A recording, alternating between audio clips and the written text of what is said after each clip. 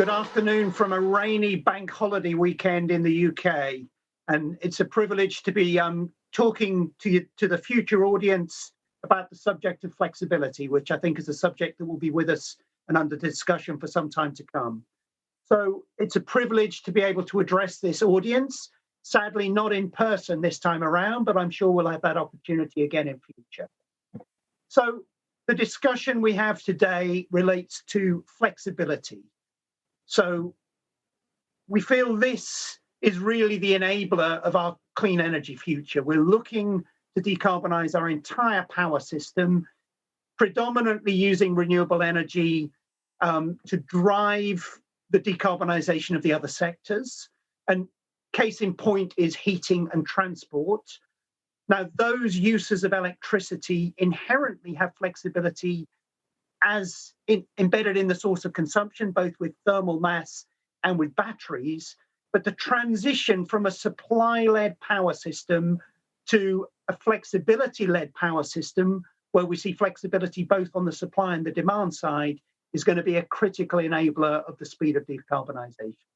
So we see a growth in demand from some of these new sources, these new sinks for electricity, but importantly, a growth in the need for flexibility, which we see being located at the lower voltage levels. And if we look at active power as the primary driver, we see flexibility over a range of timeframes will be key to being able to match renewable power production with these existing and new sources, types of consumption. So we see flexibility over a range of timeframes. So let me go slowly. Real-time flexibility is frequency management and stability. And we see larger and larger loads getting put on some power systems. And we're squeezing out the sources of supply of flexibility, which are rotating thermal plants with inertia. But we also see a growing need for intraday flexibility as we increase the renewable resources, and we see ramping needs as the renewable availability goes up and down during the day. We're increasingly seeing a need for seasonal flexibility as we're getting our energy from the sun in the summer and using it for heating load in the winter. So there's a seasonal balance that needs to be managed, a little bit like the traditional hydro systems. And we have the traditional source of flexibility, which is the capacity needs to meet the peak demand with an N-1 contingency. So increasingly, we see both the demand for these flexibilities increasing as we put new types of generation and new loads on the system, while the traditional providers are being squeezed out of the system. And we see a whole range of new types of provider of these flexibility over different timeframes, which are necessitating new supply side, new demand side technologies, which all then needs to be enabled by new types of products and service and commercial arrangements for these flexibilities, and digital reform to underpin all of this new ranges of different flexibility providers. And it's not just about new providers of flexibility, it's also about new locations where flexibility is needed, and in fact, new consumers of flexibility. It's no longer a TSO preserve, but we're finding distribution networks are increasingly congested, and also that market participants themselves are working on shorter and shorter timeframes, shorter settlement intervals, and so the market participants are consuming the flexibility and putting competition for the purchase of flexibility between the different actors. So EVs is a great case study. We see lots and lots of discussion in the press about whether the grids can actually cope with this wave of new demand from electric vehicles. And I've got a baby EV, a plug-in hybrid, and I had to go into a discussion with my local DNO about what capacity I could have, whether there was adequate capacity in my local area, the circumstances where I would need to upgrade to a three-phase supply. So we see a lot of concerns about the need, for grids to grow to accommodate these new low voltage loads, whether the power needs can be met with renewables, whether we're having to dig up streets, whether the peak prices are going to spike as everybody comes home and plugs in their car at the same time as they turn on their cookers, and whether we need new connections. And of course, if we do things in a dumb way, these are all genuine concerns. And therefore, we need to start thinking intelligently about how to manage the consumption patterns so we don't strike all of these difficulties. So there are technical requirements on the chargers themselves and the coordination. There are commercial and connection and market design changes that need to be put in place.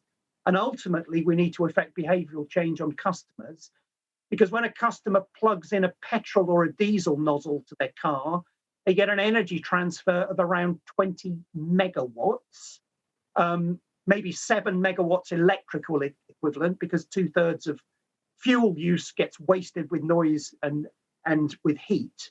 But people are used to charging their fuel tanks with 1,000 kilometers worth of fuel in a 2-minute burst. And I think we can all agree that if that's the expectation of electric cars, it's not going to be very compatible with a renewable energy future, where we need to shape the demand to match the provision of the energy, not the other way around. So we see new challenges in the operation of the system, which in turn needs to be matched by investment in redundancy and flexibility, but no longer just on the supply side, which is the old way of organizing our systems, but increasingly by embedding flexibility on the consumption side rather than purely on the supply side. And what we see is a need for policy arrangements to adapt so people have the incentives to invest in flexibility wherever it is throughout the value chain, not just on the supply side. So after that brief introduction, I'd like to introduce the panel for a more rounded conversation about each of these aspects of flexibility.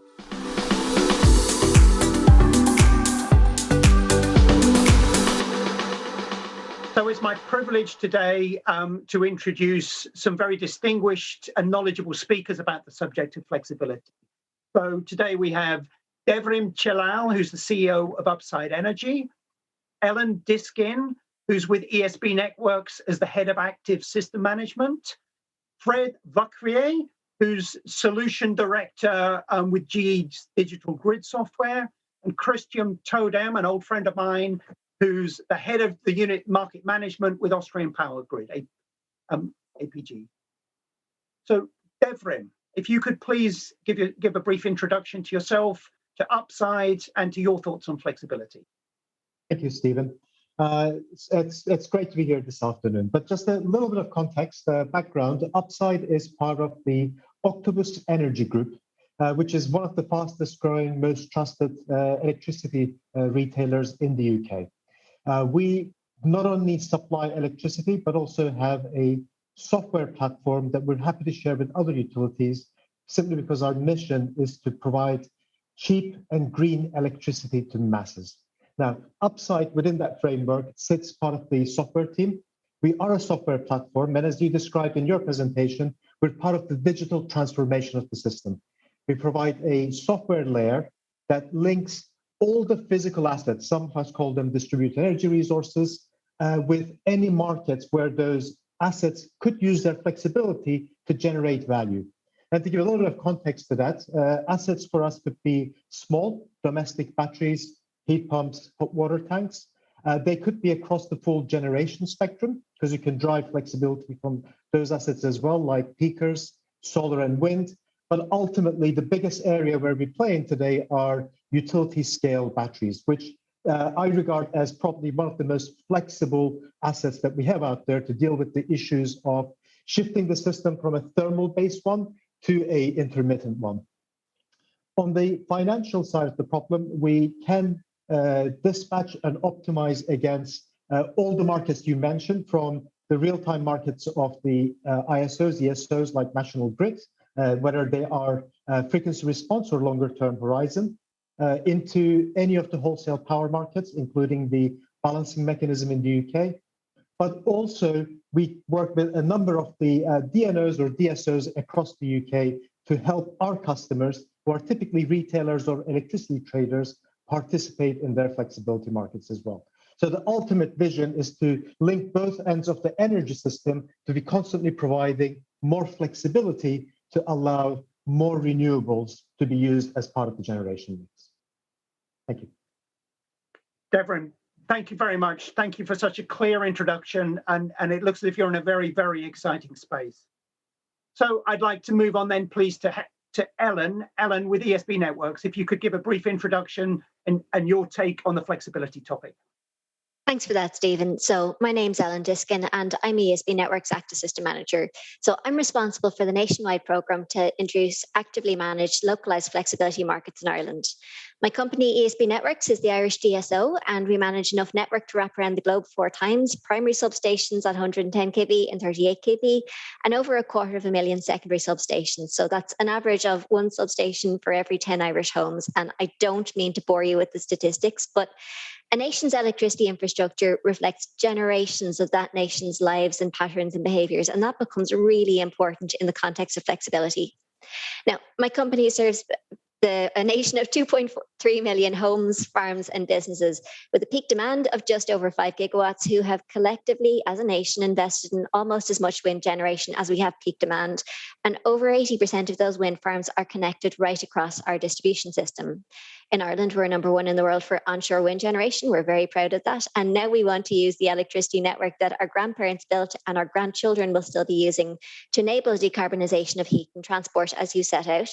And to make that possible in Ireland, we've committed to delivering a flexible system where distributed generation, demand and storage can participate in local markets. We really need this to hit our 2030 renewable energy targets. In 2020 in Ireland, a little under half of all Irish electricity consumed came from wind generation.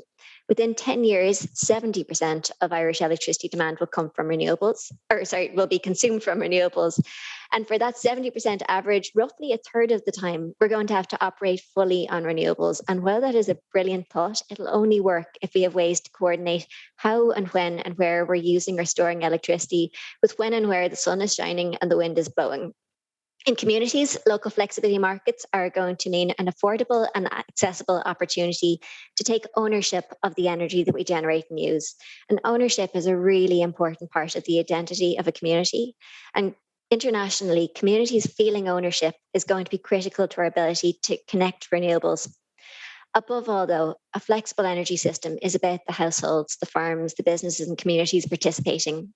And for the millions of citizens living through this energy transition, a flexible system is going to mean, firstly, not having to get into that conversation that you described, Stephen, with your local DSO about whether you could connect your EV. It's going to mean greater security so that they can go electric with confidence. It's going to mean better value for money and better services from electricity suppliers in the market, which is going to matter enormously as electricity replaces gas and oil in our homes and businesses.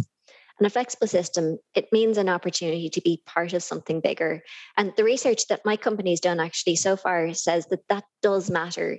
So the same way my grandparents felt really proud when electricity came to their townland, citizens today want to be proud that we were part of delivering a secure energy future for our kids. So last one is, what's my company doing about it? Well, right now in 2021 in Ireland, we're in the high-level design phase. So as the DSO responsible for delivering the operational and market systems, we are neck deep in specifications and designs and procurement plans and delivery plans and benchmarking the technologies and the vendors and focus groups with market participants and customer representative organizations, and calls at all hours of the day and night with system operators across the globe in Australia and New Zealand and the States and across Europe, where they're doing this too.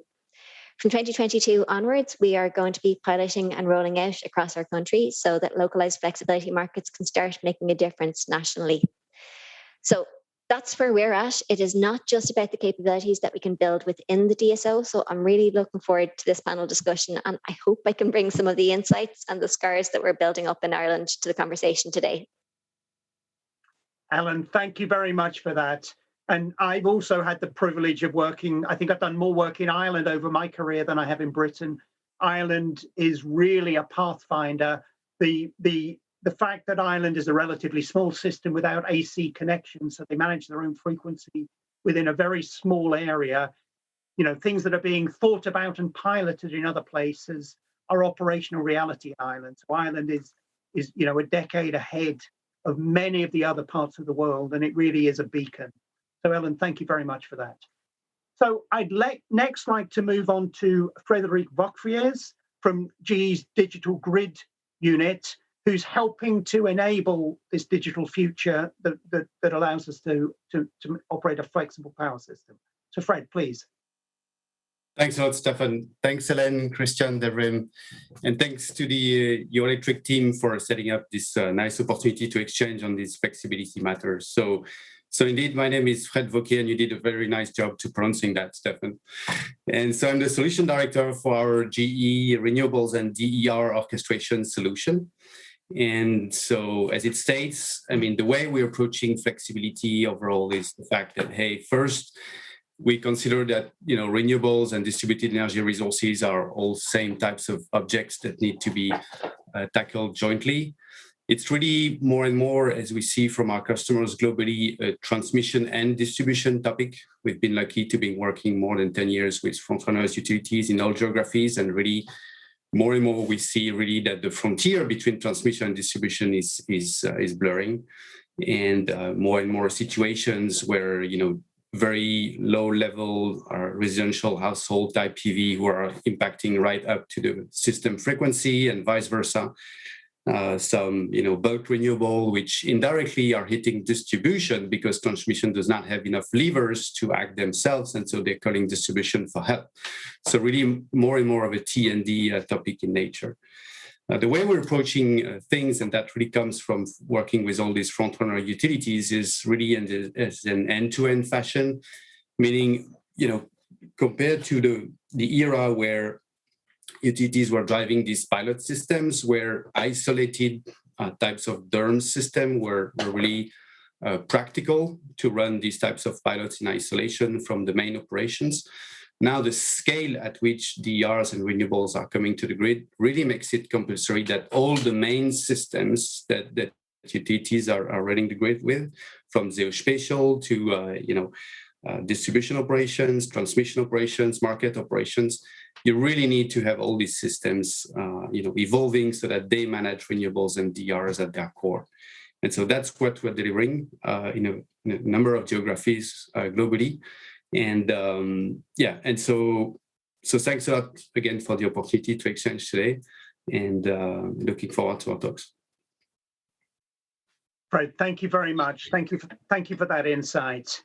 And I'd like to introduce the final panelist, please, Christian Todem from Austrian Power Grid. So Christian, if you could give us your take on flexibility from the perspective of a TSO in a rather larger system than at least in Ireland and in Britain.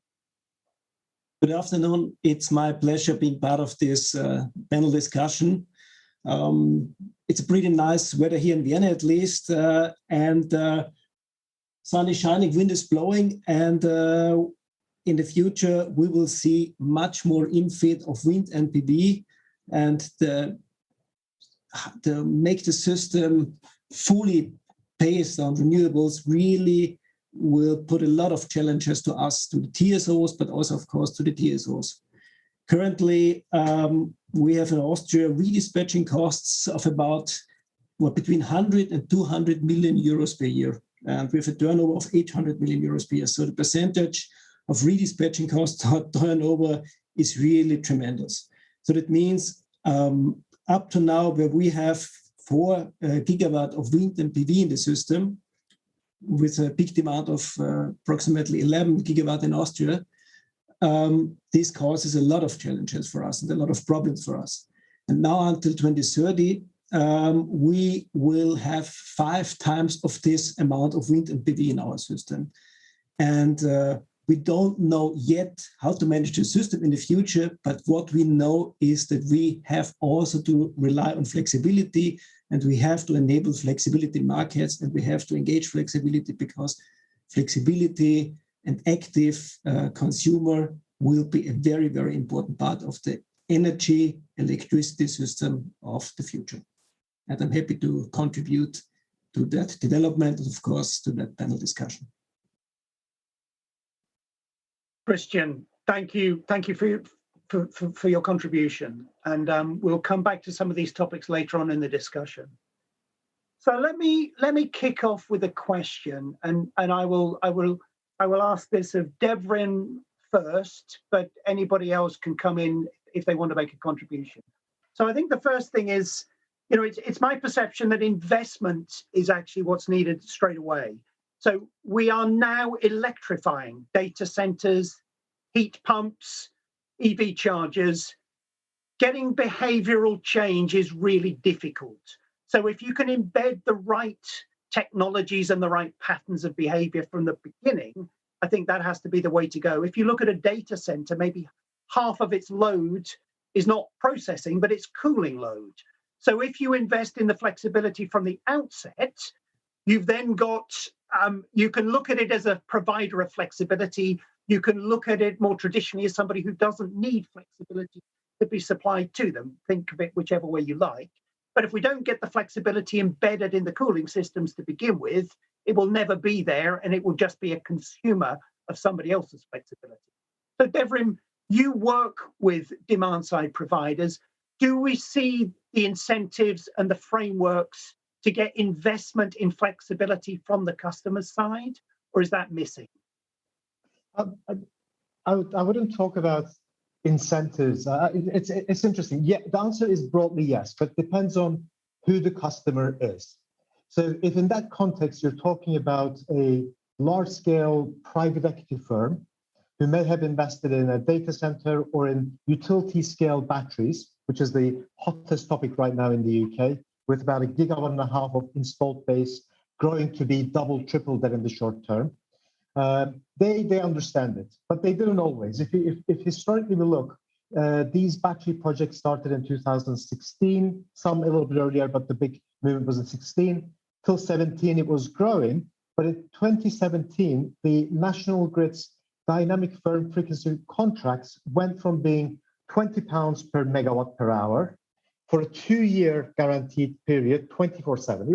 It was great. The batteries were making £200,000 per megawatt for an hour battery and paying back in a few years' time. Now, when that mechanism changed and National Grid was no longer awarding those long-term contracts and the prices collapsed, suddenly even the financial investors hesitated for a while until they become to terms of how do you survive in a merchant risk world where every day you're having to figure out how to make money from these assets. Once the comfort of that set in, so they understood how frequency markets were going to develop, and there was going to be the new services that just got launched, like dynamic containment, balancing mechanism became more transparent and open. The opportunities for stacking across markets became a reality, and suddenly we're seeing these firms investing heavily into batteries. So that one is a check. Then if you talk of the next set of domain, where I fit data centers as well, like commercial industrial customers, it's very early days, and it's not totally crisp clear how that decision is how that's going to start growing rapidly. And some of the challenges is understanding the energy system and the way those customers, and I talk about CNI customers, data centers being one, their perception of what the control they're giving away by allowing someone to manage their flexibility and the value they're getting back and the risk that represents. And that's where data centers has been probably one of the most conservative groups. So if you look traditionally in that group, water utilities were probably one of the earliest movers in that domain because they have pumping stations and they could flex the time of when they use those. So that one is a check. Farms with greenhouses were next. They've done quite a bit. But data centers, you hit it on the spot. Today, data centers consume about 3% of the world electricity. That's going to be 20% in the short term. And they really need to get their flexibility right. Now, the good news is we're seeing some really encouraging trends that are coming in the back of moving to more lithium-ion-based backup systems that inherently provide more flexibility and the ability to put larger storage solutions. And recently we've deployed 3 data centers, all of them coming at the back end of their customers, companies like Microsoft saying, unless you're sustainable, then I'm not going to use your location. So I'm hopeful data centers will follow through. The other trend in data centers is edge computing, where driven by virtual reality, augmented reality, where latency becomes an issue. And with edge, they get pushed into city centers. They can't use diesel or gas backup, so they have more storage, and heat becomes a bigger element. And it's not so much flexing when you cool, because flexing server load is always easier, matching heat to that, but actually using the excess heat for district heating system, for example. So you reclaim the heat, you put it next to a gym, into a swimming pool, so you're capturing and reusing that heat. The last domain, residential, I think the biggest residential is the one that excites me the most, being able to do this at scale and truly at the edge. And in that case, we got some regulatory steps that needs to come up. I won't go into detail now because I know we'll probably discuss it a little bit later on. But also the biggest bottleneck there is ability of retailers to design tariffs that make flexibility meaningful to the end consumer. So instead of telling them we're going to use your battery and if you allow it, we're going to pay you £5, it's more saying if you allow us to manage your electric vehicle charge cycle properly, then we'll give you a subscription. And the charge cycle management should be about the consumer's behavioral comfort factors. Like consumer use should be able to say, I want it to be green, I want it to be economical, and I want 100 miles or kilometers tomorrow morning. And you need a lot of IT systems and utilities upgraded, renewed to be able to manage that level of complexity. Thank you, Devrim. So that's really stark, showing how the customers actually perceive this and how they can be brought to a new paradigm. So Fred, I saw you raise your hand, and there's a variation on this question that I know we were talking about previously, about whether there's, the visibility to allow investment in the technology as well. So you need advanced signals to be able to invest in the right kind of hardware and the right kind of tools for system operation. So what's your perception on this, Fred? Yeah, thanks. So as a vendor, I mean, it's very clear to us, and again, working with utilities in all geographies worldwide, that everyone is heading towards flexibility a way or another. We see use cases materialize at transmission, distribution, and more, as I was alluding to in my introduction, the crossing between T and E. And so, yeah, so that's absolutely clear that we're going there. And in terms of investment, I mean, we GE are investing a lot into serving all our customers globally into that. And really the main thing we're seeing and learning from the front runner utilities is that nearly any utility should start today on these topics. And of course, and that will be the core of the discussion today, we are going to talk a lot around, regulatory topics and fairness and how do you have a fluid market, etc., and what are the priority rules, transmission, distribution aggregators, etc. What we're seeing and learning really is also that there's a lot of homework that needs to be done by any utility before they really get into the fact of trading flexibility in an open market, etc. The modeling of DER, the registration of DER, the interconnection of DER, etc., etc. All of these really brings, any one of these functions brings a lot of challenges, and that really need to be tackled at scale, because this is the matter today. So that's kind of the focus. We've been working a lot on these pilot demonstration projects in the past of exactly this. How do you schedule the flexibility to solve for transmission needs without creating a problem on distribution level and vice versa? And there's a lot more and a lot that is matured on that. But I think it's important to bring to the discussion that there's a lot of homework, a lot of standards that are at play into the kind of bottom layers before you get there. What I would like to just add and resonate to what Devrim was saying, which was very interesting, is the making it simple. Of course, it's a very tricky topic, right? But I think a part of what we collectively need to bring is simplicity, indeed, for to allow for adoption, and that's two-sided. One is to the end customer, and that's what Devrim was alluding to, and I think is very right, having very simple tariffs to start from, etc. And also it needs to be very simple for the other side, which is the flexibility buyers. And so the utilities themselves. And so when you're operating a grid, whether at distribution or transmission level, your work is tricky enough. And quite frankly, all the processes and tools and et cetera that you've invested in, you want them to stick as much as possible. So I think part of our work as industrial provider of this solution is to manage the complexity of the ERs, all their technical, their contractual attributes, all of this, but then abstract it for the grid operators. And I think there's a lot going on the consumer side at the same time. Fred, thank you for that insight. And we will keep coming back to the topic of simplicity, although I noted that Christian mentioned the word transparency, and transparency often means lots of information. The challenge is to make that information manageable and perhaps automated rather than customers having to handle this complexity themselves. Ellen, I wonder if I can ask from your perspective as a DSO, what challenges are you seeing for flexibility now, and how are you deploying flexibility markets to meet DSO needs? It would be very interesting to get some insight, because you're using these things in real life. They're beyond the pilot stage, as I understand it. Well, now we're heading into pilots. We've done trials. Now we're doing pilots in parallel with doing our building, testing, rolling out of the technologies. And just, I suppose, to briefly pick up on what Deverman and Frederic were talking about there, one of the big challenges, honestly, I'm less worried about the complexity and the technology needs on the utility side. We are going to need to invest at scale. There is no question of that. But in ways that's within our control. We can sit down, we can do that homework, we can do that test, we can do that building, we can invest resources in it. My greater concern, honestly, is just about the technology and the interoperability being there in the customer facilities. And Deborah, you've spoken about data centers, again, in ways we're used to giving certainty and confidence to those larger customers upfront early because they come demanding it. Whereas at a domestic level, at a small business level, I don't think customers are used to asking for that certainty, asking for that information. So as a utility, we've got a greater obligation to go out now and start talking about standard technology needs, standard interoperability needs, so that those technologies become the affordable one, become the default one. So much of this technology honestly goes in with building standards nowadays, or certainly in Ireland, where there's an awful lot of construction of new housing going on.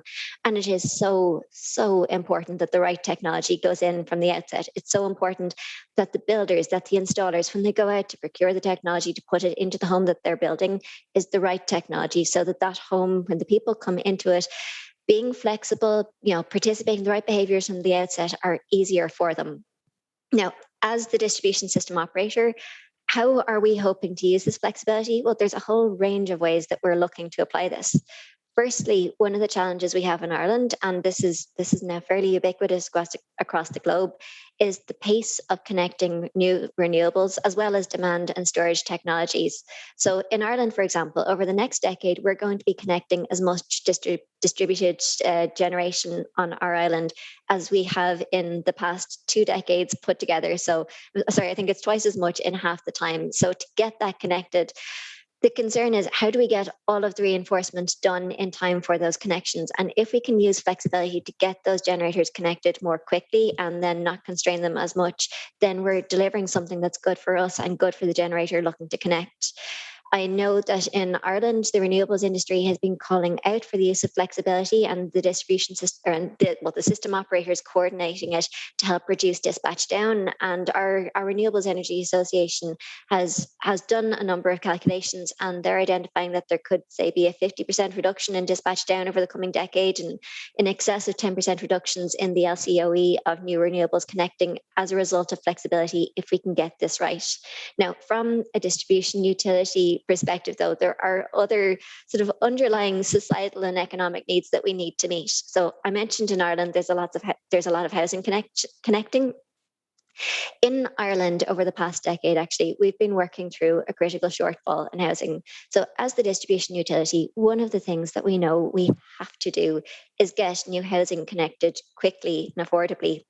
And doing that on a mature grid can be quite challenging. And I suppose connecting new housing in locations where you want to maintain the underlying reliability of the local grid, it takes time to do the reinforcement. And what we're looking to do in our early piloting of flexibility is actually identify locations where there are new housing developments as well as new commercial developments, so new industries, new employment, and see, can we get those facilities connected more quickly quickly without compromising the local grid flexibility, or sorry, the local grid resilience, if we've got flexibility. And that's one of the wonderful things, actually, I think, about flexibility and the new resources that give flexibility. They're typically storage type loads. So electric vehicles, they are storage type loads. Often when you've got PV going in, again, it's PV and storage. Those technologies down embedded in the grid, those are the same technologies that can help us improve resilience at a local level, which is going to be so, so critical as we come to rely on electricity for our heating, for our transport. To be honest, I could talk about this all day. I could talk to you about walking up and down my local street and an electricity network that was installed in the 20s and 30s for the electricity demand of my grandparents, which now has on every fourth house or so a PV on the roof. And just the idea when that grid was installed that it would be accommodating generation it would have been unimaginable. And for us to continue connecting generation so that my house and my neighbours can connect that PV will again be down to our ability to flexibly manage what's happening at that local level. So in the interest of not consuming your whole panel, I'll stop. But as a DSO, there is no shortage of use cases, and we really want to get into doing this. Thank you, Ellen. And I think one of the things that it might be unimaginable, I trained as an economist, and I got taught that we have a supply curve and a demand curve. And it has never ceased to amaze me that we don't treat a demand curve as a demand curve in electricity. We treat it as part of the supply curve. So we think about customers selling back their flexibility. And we think about demand side management in a way that customers are selling a service. In any normal industry, when the price goes up, the customers stop buying. And that's what flexibility is. That's how demand side management works. And we are still rolling out a concept of firm access for every customer and thinking that you then might buy back their flexibility. And I work in, we work in Sweden, in Greater Stockholm, there's capacity constraints which prevent property development. But it's because the concept is everybody with a connection gets a firm access. My EV charger shouldn't have firm access. It's mad that I've got firm access for my EV charger. It's mad that I wasn't offered a non-firm alternative. And I think we need to increasingly, as we think about electrifying things with inherent thermal and battery storage, like EV chargers and heat pumps, it should just be a default that you get offered non-firm access. Maybe it's not obligatory, you can choose the firm access. So I think we need to move beyond the unimaginable in other ways as well for this integrated energy system. But I look forward to continuing that conversation, perhaps outside of this panel.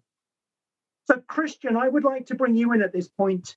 How do we see the new buyers of flexibility interacting with the TSOs? Because traditionally, it was the TSOs preserved to manage flexibility, and perhaps you didn't have quite such short-term constraints. And maybe on continental Europe, you're not really getting into fast frequency response and inertia constraints just yet. But I know you're at the same discussion with the TSOs who are facing those constraints. But we're seeing flexibility being bought by more and more types of actors now. So how do you see this interaction between multiple buyers of flexibility and interaction with the DSOs in particular? Maybe first of all, I would like to respond a little bit to the discussion beforehand, because it's really exciting what I'm hearing from you, from Ellen, and from you guys, because it's so exciting working now in this electricity energy environment, because everything is moving. There is, more or less every day we are learning something new, and we also learn what we don't know yet. And for me, the most exciting thing is what you mentioned, Woody, because electricity markets is a kind of oxymoron for me, because it's not a real market at all, because the demand, more or less, we treated the demand as more or less not really very flexible, and just we focused on the supply side. And now this flexibility and this new flexibility markets, if we manage this properly, this really will bring the liberalization to the end consumers. Because if we really make this sound and properly and really with intelligence, we can make an electricity market. It deserves to be called a market, because end users could enable their flexibility with their EV, with their dishwasher, with whatever. I don't care. It's then their business. It's my business then as an end consumer, as an end user, what I will do with my utilities, what I have at home. And I'm fully aligned because since 2 months I also have an EV now, and I was concerned, how can I manage this? I still don't have a wall box yet. And it's so convenient, even don't having the possibility yet to charge at home. But having done a wallbox in the future, I hope there will be the possibility that I, in my position as APG, will help enabling a market where I, as an end user, can say, well, tomorrow morning, 100 kilometers is fine for me, and the rest I can support the system and maybe reduce, or ideally reduce the costs of my electricity bill. And that's the way the system must move forward. And what can we contribute? We can contribute by simply creating standards, and the standards, they must be as easy as possible, because also to give standards and certainty to the OEMs, because the OEMs, they have to integrate and include into their devices then those connection nodes, whatever we like to call them, that they can, when you install them, that they are internet directly connected to the system, and the DSO can, let's say, then enable those devices to be part of the electricity game, of the electricity market.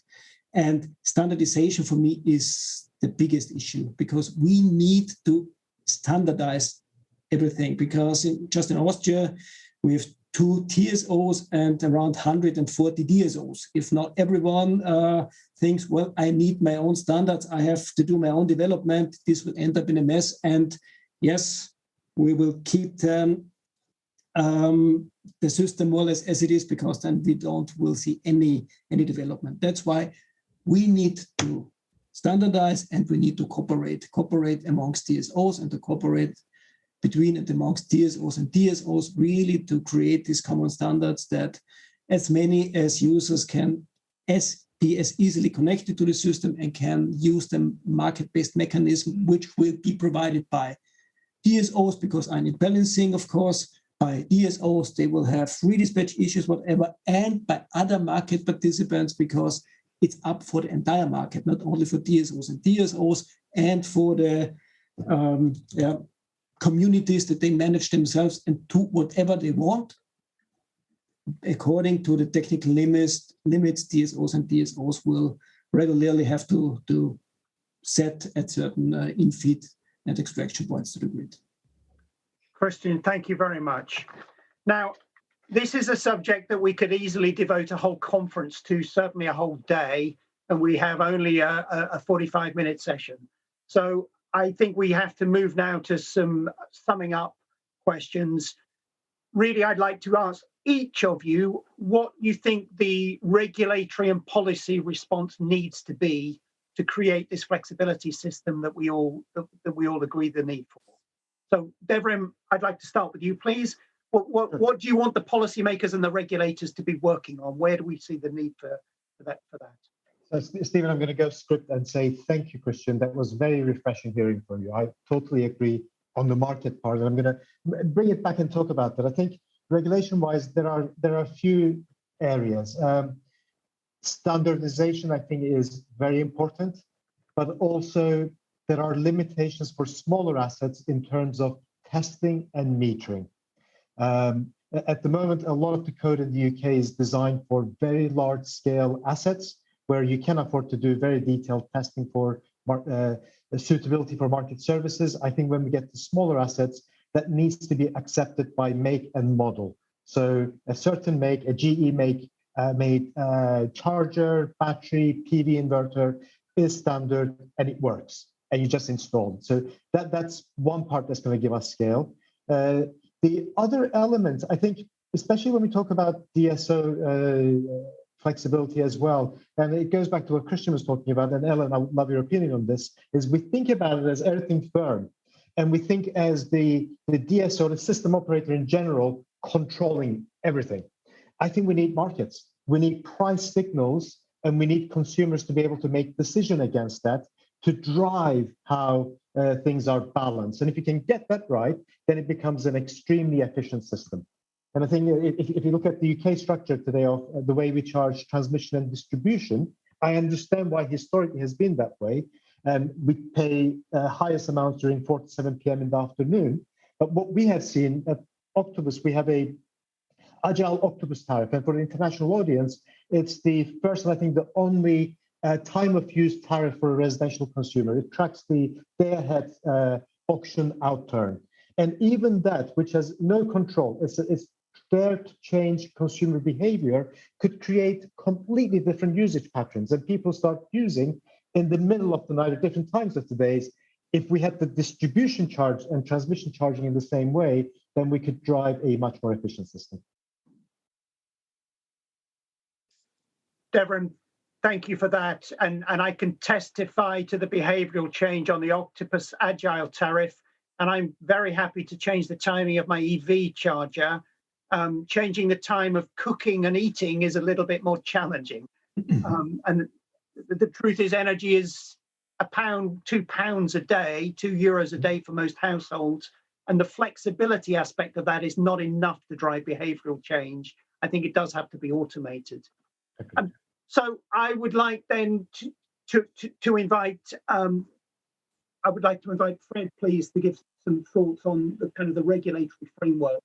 I think it builds very nicely on what Devrim picked up on.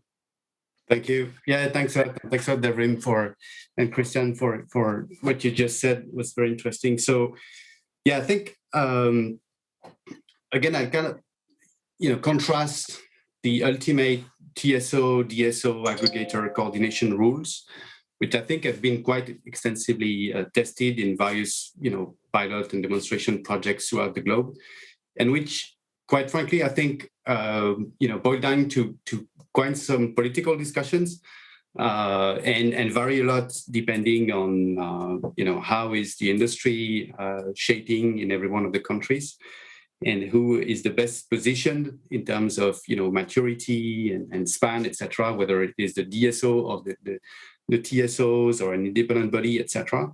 And we've seen countries where some flexibility markets, TSO, DSO, are live today, like for instance in Netherlands with their GoPax market, which is really full operational system at the national level. So I think this will take quite some time still to mature in the various countries, but again, I'd like to add and to the discussion the fact that quite frankly we think it's more the ground bottom layers which are really critical, and to resonate with what Devrim was saying around the fact that you need to have some good visibility also to down to the smallest assets. We've seen geographies like California, for instance, where really the regulatory body has said, okay, so now we absolutely need one particular standard to be able to coordinate, monitor and control every one of these very small DERs. And the communication standard there is IEEE 2030.5, which I guess you all have heard of. And that's really, a piece of standard that is great. It's meant for internet-based communications, so down to, every behind the meter, small smart inverter, with the same cybersecurity stuff like, online banking, so encryption, etc. The use of certificates. So that's really internet-based natively. Second, it's very well suited to, the kind of Russian dolls layered structure of aggregation, right, that you find in all these aggregators, and especially with EV, right? You've got one aggregator, which is really centered on his silo, and then another one who aggregates upwards to the market, etc. And so this is natively, yeah. Forgive me, we're very close to running out of time. So if I can encourage you just to be brief. I'm going too much there. Okay, sorry. So just saying it's very well fit to the layered structure of this, and to embed and represent the contractual operational constraints of every DR, so that directly the utility, when he models a DR and monitors and controls it within his system, directly can abstract the fact that this particular DR is or is not dispatchable right now, not just from a technical standpoint, but also a contractual standpoint. So that is a great use for to manage this complexity of the orchestration and the conflicting objectives between prosumer and the grid. Thank you very much. So I would like to give the last word to Ellen. So before that, I will ask Christian very briefly just to say, what do you think the policymakers and the regulators should be working on to enable this future flexibility world? Frederick just mentioned GoPax as an example from the Netherlands. And based on that example, TenneT, Netherlands, Germany, Terna from Italy, and also Swissgrid, they created a company called Equity, where they are bringing together all the experience from different countries with relation to flexibility. And since 2 months, also APG is shareholder of Equity. And I think that's the right initiative really to bring together all the different experience which is already there. And in that context, I have experienced that the national regulators, they have different access on how to support and enable such sharing of experience and fostering the development. And I would like to ask them for more proactive support, because simply this is necessary really to bring this flexibility topic further. And last not least, quicker being quicker in their decisions with regard to sandbox approaches will also be very helpful, because the future is so uncertain, in particular in that case, and we need really some shots, I would say, in the future in different directions, really to figure out, okay, is this the right thing? And then forget it, to the next one. Must not be very expensive, but we need quick decisions there. Okay, Christian, thank you very much. So reflecting that this is an uncertain future and we can't just bet on the winner. Ellen, so I'd like to give you the last word. What do you see that you need from the regulators or the policymakers really to make this flexibility future a reality? Okay, so firstly, just really briefly to pick up on that question that Devrim and Frederick had about the interactions between different buyers, can we just point out that there's something really complementary about this, in that there are serious fixed costs involved in this for system operators, for aggregators, for flexibility service providers, for households, and no one buyer's value proposition is going to justify those fixed costs. But bring together all of the different value propositions, all of the different buyers, and there's a really strong case for this. And then the question simply becomes, how are they coordinated? And there isn't going to be one size fits all. There's GoPax, there's Project Edge down in Australia. There are a lot of different implementations coming in the US with FERC Order 2222. So there won't be one size fits all, but there will be really good answers. Now, to your question, Stephen, of the regulatory requirements. So firstly, what I think is critical is that regulatory authorities have a policy mandate. So not just a narrow economic regulatory limited sense mandate, but a policy mandate in the context of energy policy, so in Europe or globally. And a good example of this is that in Ireland 2 or 3 years back, the OECD came in and did a review of the regulatory authority in Ireland, and they concluded that we have a mature regulatory authority who ought now to have a growing policy voice. That was followed really quickly by the electricity transmission and distribution price controls in Ireland, where the Commission for Regulation of Utilities here, they set out a mandate that through the price control, the role of the system operators was to enable a low carbon future, protect customers, but also enable a low carbon future and transform the role of the DSO. And in response now in Ireland, what we have over the coming number of years is that 50% of our low voltage network is going to be operationally visible, so capable of participating in flexibility over the coming years. By 2030, all of our population is going to be able to participate with that low voltage flexibility. So it's really important that regulators have that policy mandate and go and use it. And when you go beyond that, then, things get jurisdiction and system specific. But if you want the general ones, first, reduce barriers for the smaller participants. So set capacity thresholds as low as possible, market granularity as short as possible, market operations that are as close as possible to real time. Absolutely, as Frederick mentioned, we need technical interoperability. So that's IEEE 2030 or IEEE 1547. We need the technologies, not just in the system operators, but out across the system to be able to talk to each other. Then good technical modalities for interaction between TSOs, DSOs, market participants that reflect to the right degree the technical nature of the system and the market operations. Clarity of roles and responsibilities with respect to the development and implementation of new market frameworks, and the operating model between end consumers, market participants, and system operators. And last one, we haven't really gone into it today, but it is important. Registration, transparency, and customer protection measures to ensure that flexibility markets are safe and open places for households right across the world. Ellen, that's brilliant. I would like to thank all of our panelists, and I'm conscious we could have continued this discussion for quite a while yet and still had an interesting conversation.